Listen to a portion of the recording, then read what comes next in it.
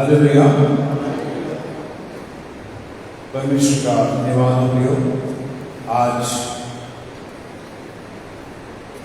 पवित्र आत्मा के अवतरण के पश्चात का 5वां रविवार है और आज का विषय है परमेश्वर के प्रेम के समान दूसरों के लिए भी हमारा प्रेम भी असीमित होना चाहिए। परमेश्वर के प्रेम के समान दूसरों के लिए हमारा प्रेम भी असीमित होना चाहिए। Our love for others should be without any limit, like the love of God. आइए हम इस समय प्रार्थना करें।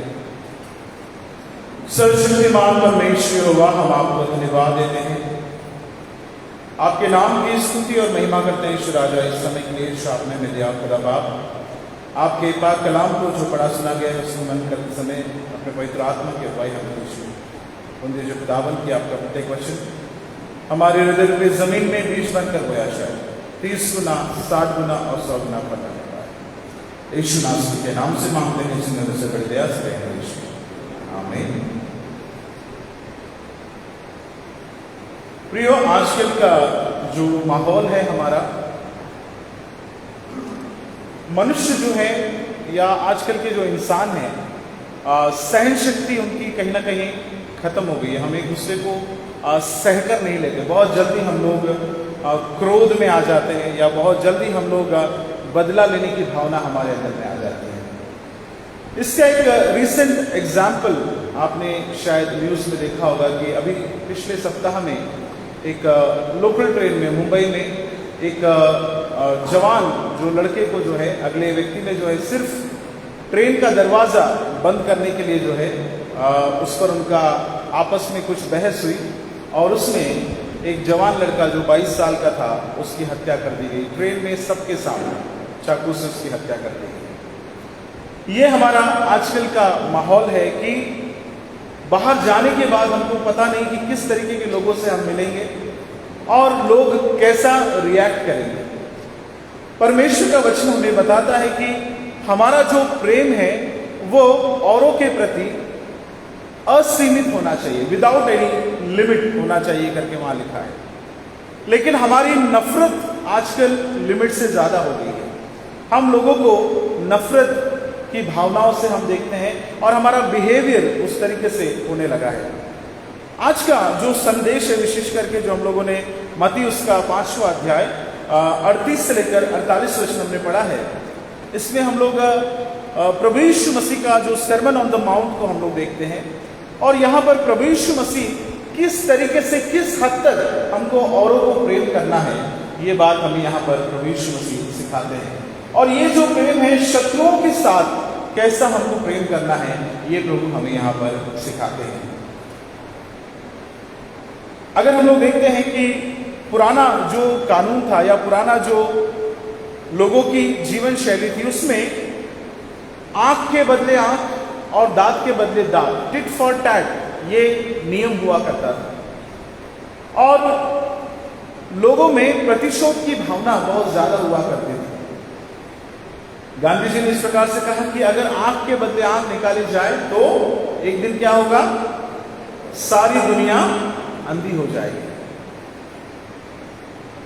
और पुराने जो नियम में या पुराने कानून में जब हम लोग देखते हैं तो ऐसा हुआ करता था कि लोग बदला लिया करते। इवन हमारे व्यवस्था में भी हम लोग देखते हैं, जो लॉज हमको दिए गए हैं पुराने नियम में, उसमें भी ये बातें कही गई हैं। ये जो पुराना कानून था उसको लेक्स टैलियनोइस करके कहा जाता था, जो कि हमको मिलता है निर्गमन उसका 21 अध्याय 23 से लेकर 25 वचन में। निर्गमन उसका 21 अध्याय 23 से लेकर 25 वचन में, जिसमें टिट फॉर टैट किया जाता था। यानी आंख के बदले आंख, दांत के बदले दांत। अगर किसी ने आपका पैर तोड़ा है तो आप जाकर उसका पैर तोड़ कर आओ, ये नियम था। कैसा लगता है आपको ये नियम? आप लोगों से पूछ रहा हूं, कैसा लगता है आपको? अच्छा है या बुरा है?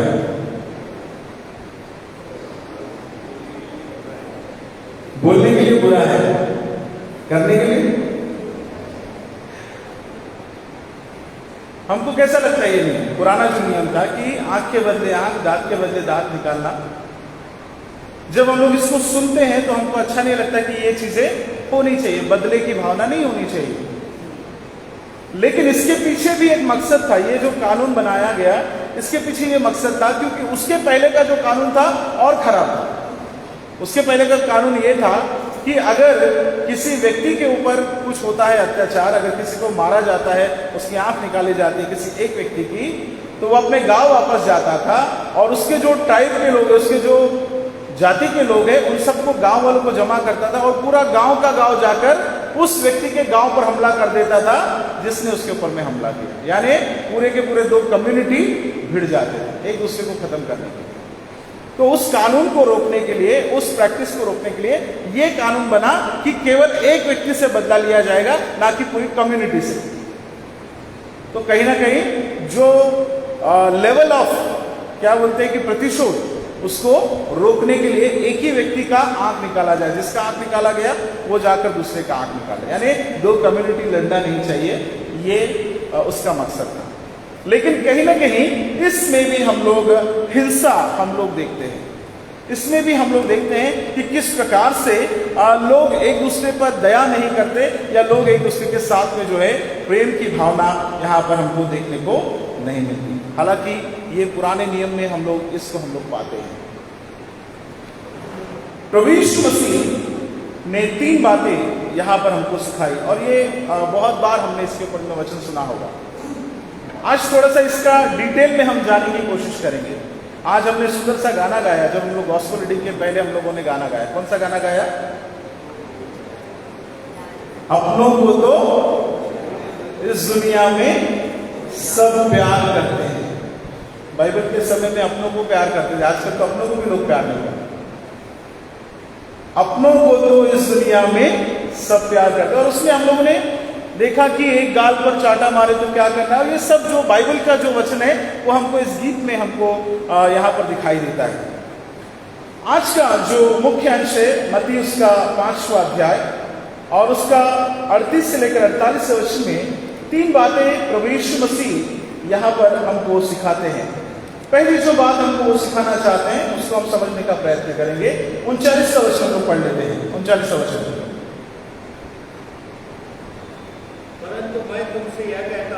परंतु मैं तुमसे यह कहता हूँ बुरे का सामना ना करना। हाँ। परंतु जो कोई तेरे दाहिने गाल पर थप्पड़ मारे, उसकी और दूसरा भी फेर दे। प्रभु यीशु मसीह यहाँ पर एक नई जीवन शैली हमको सिखाना चाहते हैं कि हम रिसेंटमेंट हम ना करें, या हम बदला लोगों से हम ना ले। नॉन रिटेलिएशन, नॉन रिसेंटमेंट प्रभु यीशु मसीह यहां पर हमें सिखाना चाहते हैं कि एक मसीही नीति कैसी होनी चाहिए, मसीही शिक्षा कैसी होनी चाहिए कि हम बदले की भावना हम ना रखें। एक मसीही आत्मा अगर हमारे अंदर है तो हम किस तरीके से हमारा बिहेवियर होना चाहिए। 3 उदाहरण प्रभु यीशु मसीह यहां पर देते हैं और 3 उदाहरण के द्वारा हमें समझाने का प्रयत्न करते हैं। पहली बात वो यहां पर कहते हैं कि अगर कोई तुम्हारे दाहिने गाल पर मारे तो दूसरा भी आगे फेर देना। कोई तुम्हारे दाहिने गाल पर मारे तो दूसरा भी आगे फेर देना। प्रियो, अगर कोई हमारे एक गाल पर मारता है, और ये क्या रोज रोज होता है कि गाल पर मारने का, रोज आकर आपको कोई गाल पर मार के नहीं जाता। कब होता है ये? कब होता है? जब हमारा किसी से बहस होता है या कोई ऐसी चीज, and it will not happen every day in your life. ये हर रोज आपके साथ में नहीं होता, लेकिन जब भी आपके साथ ऐसा हो तो प्रभु कहता है कि कोई तुम्हारे दाहिने गाल पर थप्पड़ मारे तो दूसरा आगे कर देना। जब हम लोग थप्पड़ मारते हैं किसी को तो कौन से गाल पर पड़ता है?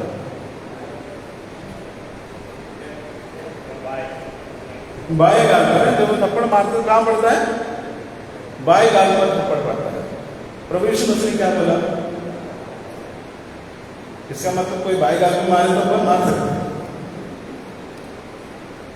क्या लिखा है यहाँ पे वचन में? क्या लिखा है? अगर हम लोग बहुत अच्छे बाइबल के फॉलोअर है तो हमको लगेगा कि अरे प्रभु ने तो बोला कि दाहिने गाल पर मारना है, बाएं गाल पर मारे तो मार सकते। ऐसा नहीं। यहां पर कॉन्टेक्स्ट हम समझने का प्रयत्न करेंगे कि किस कॉन्टेक्स्ट में यह वचन लिखा गया है। जो इज़राइल देश में या यहूदियों में ऐसा होता था कि अगर किसी को आपको डबल इंसल्ट करना है, किसी को अगर बहुत घोर अपमान किसी का करना है, तो प्रैक्टिकली अगर हम देखा जाए तो अगर हम आमने सामने खड़े और हम थप्पड़ मारेंगे तो वो बाएं गाल पर ही पड़ेगा। लेकिन किसी को डबल इंसल्ट अगर आपको पब्लिक में करना है, पब्लिक में अगर किसी को ह्यूमिलिएट करना है, तो उसको उल्टे हाथ का थप्पड़ मारते। कैसे मारते थे? इस तरीके से। और जब हम इस तरीके से उल्टे हाथ का थप्पड़ मारते हैं तो कौन से गाल पर बैठेगा? है ना? तब हमारे दाहिने गाल पर लगता है। प्रभु यीशु मसीह का कहने का अर्थ यह है कि अगर कोई तुम्हें डबल इंसल्ट भी करे तो भी क्या करना है? तुमको दूसरा गाल आगे करना है। अगर कोई तुम्हारा डबल अपमान करे तो भी तुमको बदला नहीं लेना है। सीधे हाथ से मारे तो फिर तो कोई बात ही नहीं। कोई अगर तुमको उल्टे हाथ का थप्पड़ भी मारता है और पब्लिकली तुमको इंसल्ट करना चाहता है, ह्यूमिलिएट करना चाहता है, तो तुमको उसके बावजूद भी जो है दूसरा गाल आगे करना है करके प्रभु हमें यहां पर सिखाते हैं। क्योंकि प्रभु यीशु मसीह का भी हर रोज अपमान हुआ करता था। यहां पर सिर्फ तमाचा मारने की बात नहीं हो रही है या थप्पड़ की बात यहां पर नहीं हो रही है। किसी भी प्रकार से अगर लोग तुम्हें इंसल्ट करें, किसी भी प्रकार से अगर लोग तुम्हारा अपमान करें, तो भी जो है तुम्हें उसका बदला नहीं लेना है। यही प्रभु यीशु मसीह यहां पर हमें सिखाना चाहते हैं।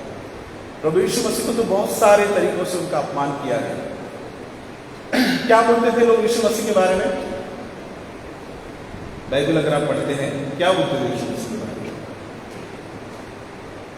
कई लोग उसको बोलते थे कि ये तो पापियों का मित्र है, ये उनके साथ में खाता पीता है, ये पियक्कड़ लोगों के साथ में घूमता है, ये अपने आप को यहूदियों का राजा करके कहता है, ये हमेशा जो है रोमी साम्राज्य के खिलाफ बात करता है।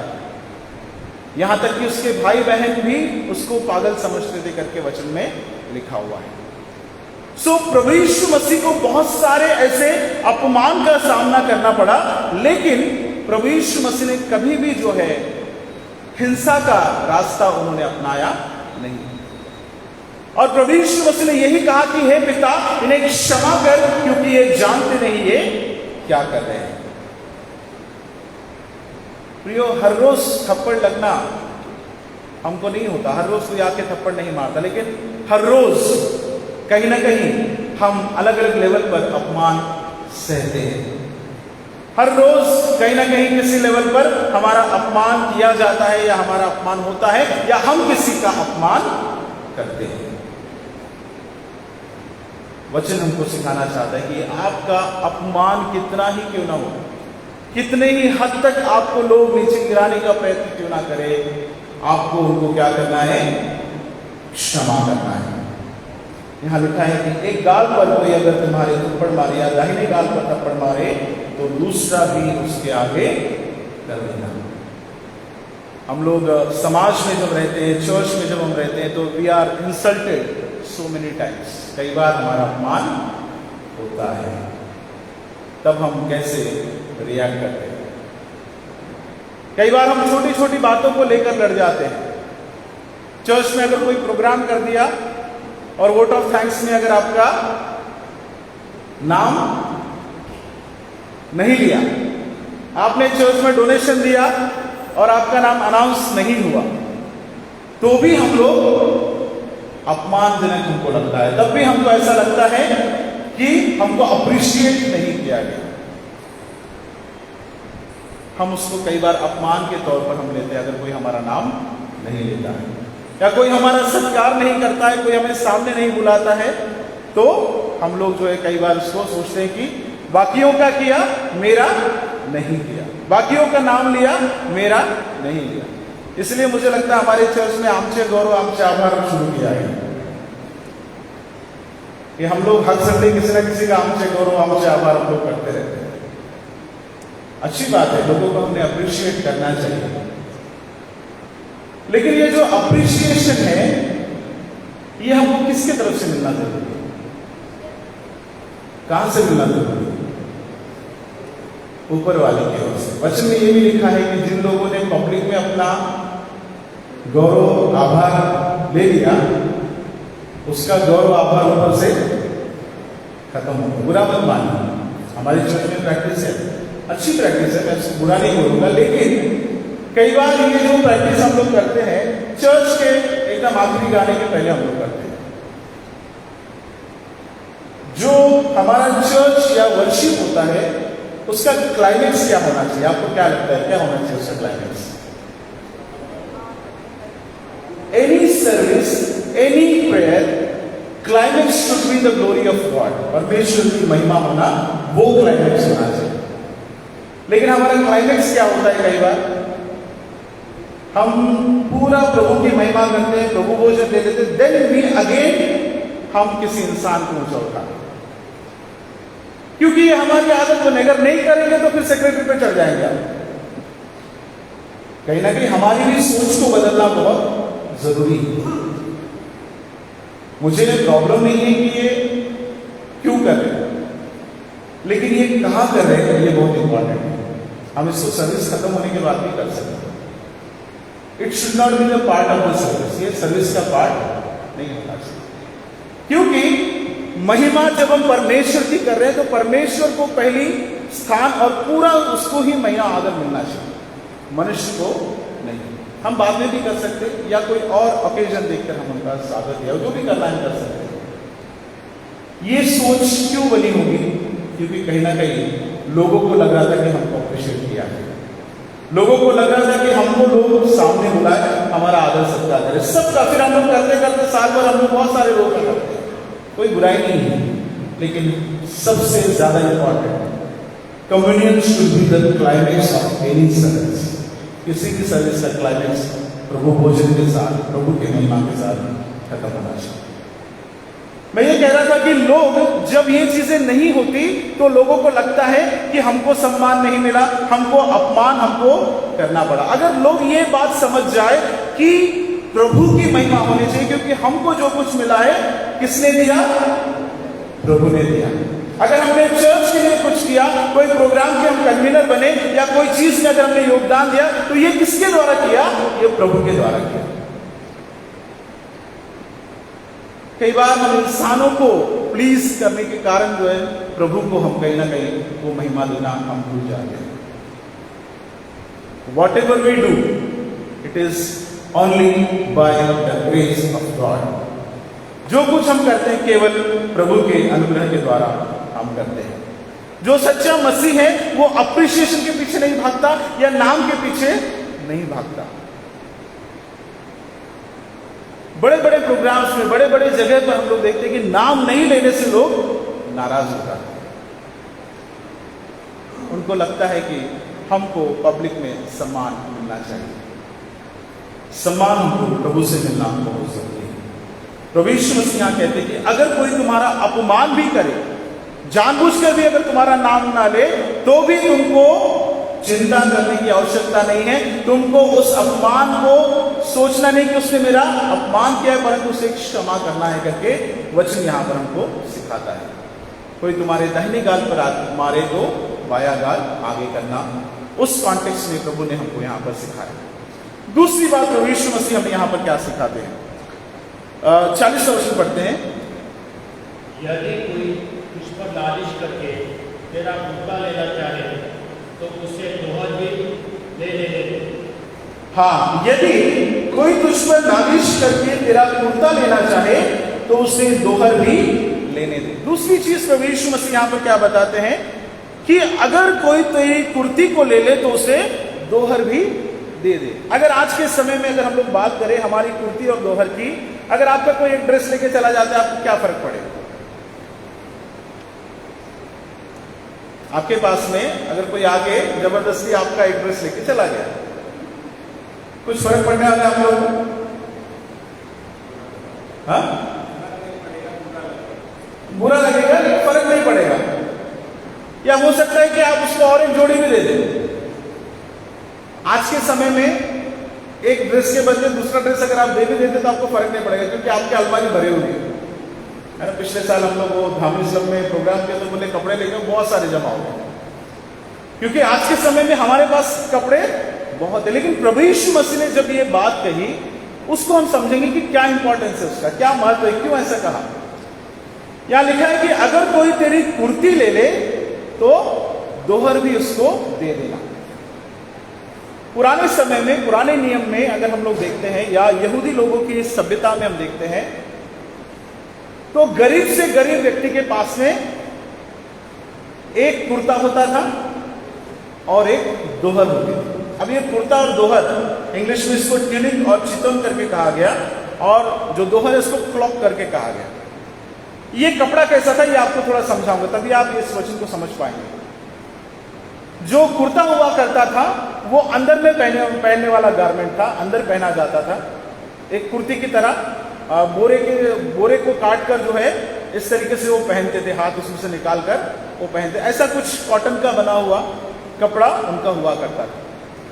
उसके बाद में जो दोहर हुआ करती थी वो एक प्रकार का ब्लैंकेट था। क्या था? ब्लैंकेट था, जो रात को ठंडी में वो पूरा लंबा ओढ़कर सो जाते थे। तो उसके पास कितने कपड़े थे? दो कपड़े थे, एक कुर्ती है, दूसरा दोहर है। तो जब ये लोग अगर किसी से उधार लेते थे या किसी से अगर कर्ज लेते थे, तो ये लोग क्या करते थे? अपनी कुर्ती गिरवी रखते थे। क्या करते थे? अपनी कुर्ती गिरवी रखते थे। तब उनके पास पहनने के लिए कुछ भी कपड़ा नहीं है। ये जो दोहर जो ओढ़ते थे, तो ये लोगों के पास अगर कपड़ा नहीं है तो उसको या तो लपेट लेते थे या ऊपर से अपने शरीर को वो कवर करते थे दोहर के द्वारा, ब्लैंकेट के द्वारा। लिखा हुआ ये है कि अगर कोई तेरी कुर्ती भी ले ले तो उसको क्या कर दे? तो अपना दोहर भी दे दे। दोहर देंगे तो क्या हो जाएगा? वो व्यक्ति नंगा रहेगा, उसके पास पहनने के लिए कुछ भी नहीं बचेगा। और कानून ये कहता था कि अगर कोई तेरा दोहर ले ले तो अपमान जिसने दिया उसका नहीं होगा, जिसने उससे छीन लिया उसका होगा। ये वचन में लिखा हुआ है। अगर आप पुराना नियम निकालते, प्रभु यीशु मसीह पुराने नियम से बात कर रहे हैं, हम लोग निकाल के पढ़ेंगे। निर्गमन उसका 22 अध्याय 26 से 27 पढ़ेंगे। निर्गमन 22, 26, 27 कोई पढ़िए।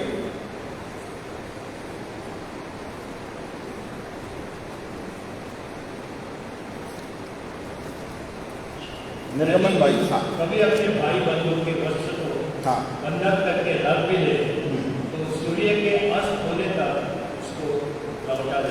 हाँ, 27। क्योंकि वह उसका एक ही ओढ़ना है, उसकी देह का वही अकेला वस्त्र होगा। फिर वह किसी ओढ़कर सोएगा, और जब वह मेरी दुहाई देगा तब मैं उसकी सुनूंगा, क्योंकि मैं करुणामय हूं। हाँ, देखिए यहाँ क्या लिखा हुआ है? यदि तू कभी अपने भाई बंधु के वस्त्र को बंधक करके रख भी ले, बंधक मतलब गिरवी करके रख भी ले, तो सूर्य के अस्त होने तक उसको लौटा देना। यहूदी का कानून क्या कहता था? अगर किसी का कपड़ा अगर आपने ले लिया है तो उसको कब तक वापस करना है?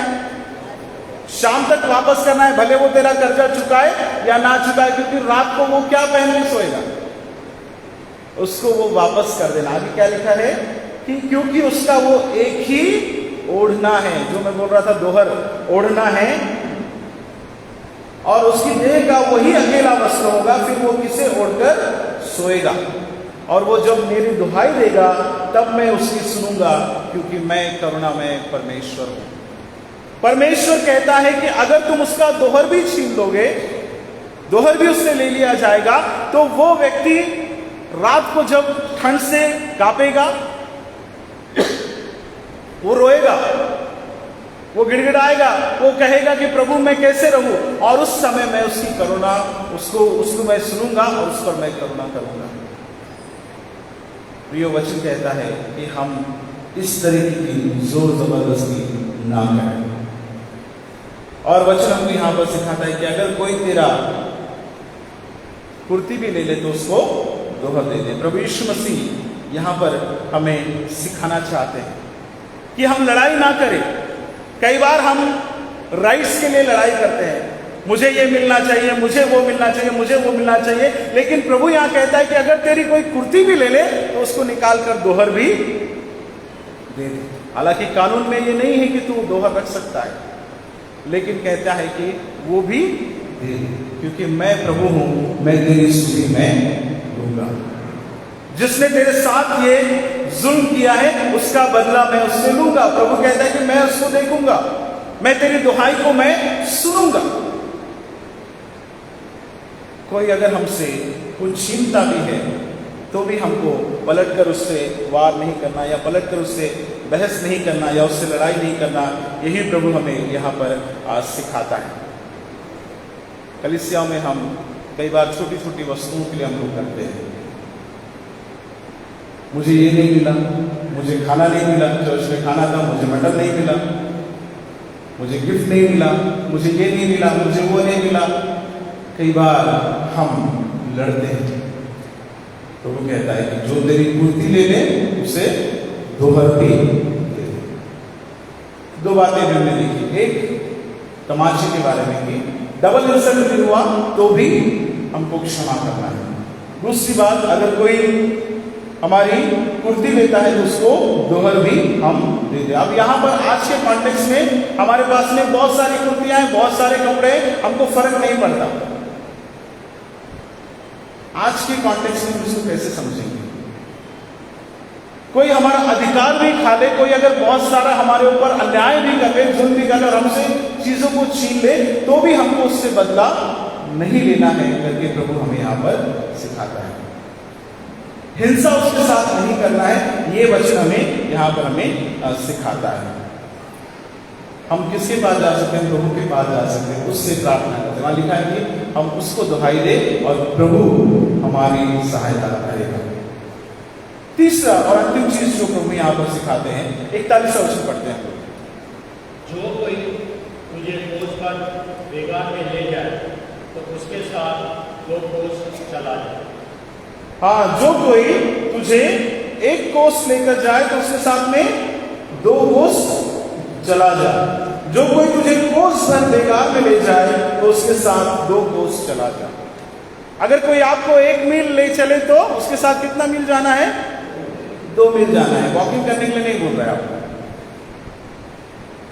2 मील जाएंगे तो आपका ही वेट कम होगा, अच्छी बात है, आपको फायदा पहुंचेगा। लेकिन वो कॉन्टेक्स्ट में प्रभु यहां पर नहीं कह रहे कि 1 मील जाए तो 2 मील जाए। इसके संदर्भ को हम समझने का प्रयास करेंगे। उस समय में जो इजरायली थे, वो लोग, यहूदी जो लोग थे, वो रोमी सेना की गुलामी में थे। रोम उनके ऊपर में शासन कर रहा था। और रोम के जो सिपाही थे, जैसे हम लोग मिलिट्री वालों को देखते हैं, आर्मी वालों को देखते हैं, तो उनके पास में गन और उनके जो सामान होते हैं, हैवी जो मिलिट्री जो चीजें होती है, तो उनके पास बैग्स हुआ करते थे जिसमें उनके हथियार या उनका जो सामान हुआ करता था। और एक जो बैग है या एक जो बोझ है वो करीबन 32 किलो के करीब था। कितना था? सुन रहे हैं आप लोग ध्यान से? कितना था उनका वजन? 32 किलो, 32 kg। और ये जो रोमी सेना को ये अलाउड था कि वो रास्ते में जाते जाते किसी को भी पकड़ लेंगे और बोलेंगे कि तू हमारा बैग ढो। अगर आप रास्ते से चल रहे, आपको किसी ने जबरदस्ती बोला मेरा ये थैला तो अपने कंधे पे ले, कितने लोग हम लेंगे? नहीं लेंगे ना, ले नहीं सकते, क्योंकि वो बोलेंगे तू होता तो हमको बताने वाला। लेकिन ये जो रोमी जो सिपाही थे, इनको राइट था, इनको अधिकार था, गवर्नमेंट से उनको परमिशन थी, कानूनन उनको ये छूट थी कि किसी को भी रोक सकते हैं और किसी के भी कंधे पे या सर पर बोझ अपना डाल सकते हैं। लेकिन इसमें भी लिमिटेशन था। लिमिटेशन क्या था कि तुम 1 मील तक उसको ले जा सकते। कितना ले जा सकते? 1 मील तक ले जा सकते। 1 मील बोले तो कितना किलोमीटर होता है? 1.6 किलोमीटर। कितना? 1.6 किलोमीटर 1 मील का करीबन अंदाजा। और वहां पर जो जगह पर वो लोग रूल कर रहे थे, तो हर जगह पर मील के पत्थर लगे हुए थे। जैसा हमारा किलोमीटर के स्टोन लगे होते हैं, तो 1 मील के बाद एक पत्थर, उसके बाद एक पत्थर, उसके बाद एक पत्थर, इस तरीके से वहां पर लगे हुए थे। तो ये लोग अगर किसी को बोझ देते थे तो 1 मील उनको बराबर लेकर जाना है। अब आपको लग रहा होगा ये पास्टर साहब कहां से लेके आके बताया, मैं आपको एग्जाम्पल बाइबल से बताता हूं। जब प्रभु यीशु मसीह को क्रूस पर चढ़ाया गया तो प्रभु यीशु मसीह को जो क्रूस ढोने के लिए प्रभु यीशु मसीह बार बार गिर रहे थे, बहुत देर तक उन्होंने ढोया। तब क्या हुआ, उन लोगों ने जो क्रूस ढोने के लिए एक व्यक्ति को हायर किया, रास्ते में जाते जाते इनको पकड़ा। क्या नाम था उसका? बाइबल नॉलेज का एग्जाम, क्या नाम था उसका? शमौन कुरेनी एक जगह लिखा है और एक जगह पे यूसुफ अरमतिया करके लिखा हुआ है। ये दो का नाम हम लोग देखते हैं। तो उनके कंधे पर क्या किया गया, वो लकड़ी क्रूस की दी गई और उनको लेकर गए। सो ये कानूनन उसको छूट थी सिपाही को कि कम से कम 1.6 किलोमीटर या 1 मील वो ले जा सकता है। लेकिन उसमें पेच ये था कि अगर 1 मील से ज्यादा वो ले जाता है तो गवर्नमेंट ऑफिशियल्स को देखते उसके ध्यान में अगर आ जाता तो जो व्यक्ति था, जो सोल्जर था, उसका कोर्ट मार्शल हो जाता। क्या होता था? कोर्ट मार्शल मतलब उसको बर्खास्त कर देते, सेना से उसको निकाल देते, उसकी नौकरी जाने का खतरा होता था। प्रभु यीशु मसीह यहां पर जब कहते हैं कि कोई तुझे 1 कोस लेकर जाए तो 2 कोस लेकर जाना, तो प्रभु यहां कहते हैं कि तुझे हिंसात्मक तरीके से बदला लेना या लड़ाई करने की आवश्यकता नहीं है। चुपचाप अगर कोई कहता है कि तू 1 मील चल तो धीरे धीरे उसके साथ 2 मील चला जा, क्योंकि हर जगह पे पत्थर लगे हुए हैं। और किसी गवर्नमेंट ऑफिशियल के ध्यान में अगर आ जाएगा तो वो ऑटोमेटिकली वो क्या हो जाएगा, सस्पेंड हो जाएगा, उसको निकाल दिया जाएगा। यहां प्रभु हमसे कहता है कि दया के साथ, आनंद के साथ अगर कोई तुम पर ज्यादती भी करे तो भी उसको सह लेना, क्योंकि प्रभु देख रहा है, ऊपर जो अधिकारी है वो देख रहा है और वो उसका हिसाब ले लेगा। तो प्रभु यीशु मसीह का कहने का ये अर्थ है। यहां पर 3 बातें आज हमने देखी। एक गाल पर, दाहिने गाल पर थप्पड़ मारे तो बाया गाल आगे करना है। दूसरा हमने देखा कि अगर कोई तुम्हारा कुर्ती भी ले ले तो दोहर भी देना है। और तीसरा, कोई अगर 1 मील लेकर जाए तो 2 मील उसके साथ में चले जाना है। ऐसा करने से क्या होता है? प्रभु हमें देखता है और प्रभु हमारे साथ में रहता है। हमारा प्रभु जो है वो दुख उठाने वालों के साथ खड़ा रहता है, वो हिंसा करने वालों के साथ नहीं, क्योंकि हमारे प्रभु ने भी वैसा ही दुख सहन किया जो आज हम सहन कर रहे हैं। वो एक मनुष्य बना और उसने भी वो पीड़ा, वो दर्द उसने सहन किया। हमारा जो परमेश्वर है, हमारा जो प्रभु यीशु है, वो दुखियों के साथ, तकलीफ में जो है उनके साथ में वो खड़ा है, ना कि उनके साथ खड़ा है जो ताकतवर है, जो हिंसा कर रहे हैं। इस बात को हमको समझना बहुत जरूरी है। अगर हम सताए भी जाते हैं तो हमारे लिए स्वर्ग में बड़ा फल है करके प्रभु का वचन हमें सिखाता है। अगर हमको आवाज उठाना है तो हमको हिंसा के साथ नहीं उठाना। यहाँ लिखा है कि खामोशी से 2 मील चले जाए। अहिंसा का रास्ता प्रभु हमें यहाँ पर सिखाना चाहता है और उसका हिसाब होगा। जो आपके साथ में कर रहा है वो छूटने वाला नहीं है। कुर्ती और दोहर ले लेंगे तो प्रभु देख रहा है। वहां लिखा है कि शाम तक वापस करना ये कानून है, और वो नहीं करता है तो प्रभु उसका हिसाब लेगा। कोई अगर डबल इंसल्ट करता है तो भी प्रभु उसका हिसाब लेगा। हम बदला ना लें। और ये विचार, ये मसीही सोच अगर हमारे अंदर आ जाए तो हमारे संसार में, हमारे कलीसिया में, हमारे समाज में ज्यादातर लड़ाइयां बंद हो जाएंगी। प्रभु ने कहा कि 7 के 70 गुना हमको क्षमा करना है। Our love should be limitless. आज का वचन हमें यही सिखाता है कि हमारा जो प्रेम है परमेश्वर के प्रेम के समान दूसरों के लिए असीम होना चाहिए, विदाउट एनी लिमिट।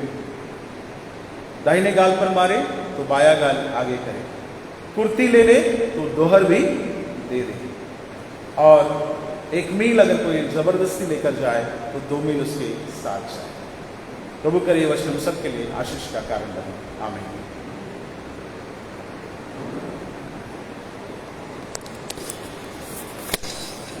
आइए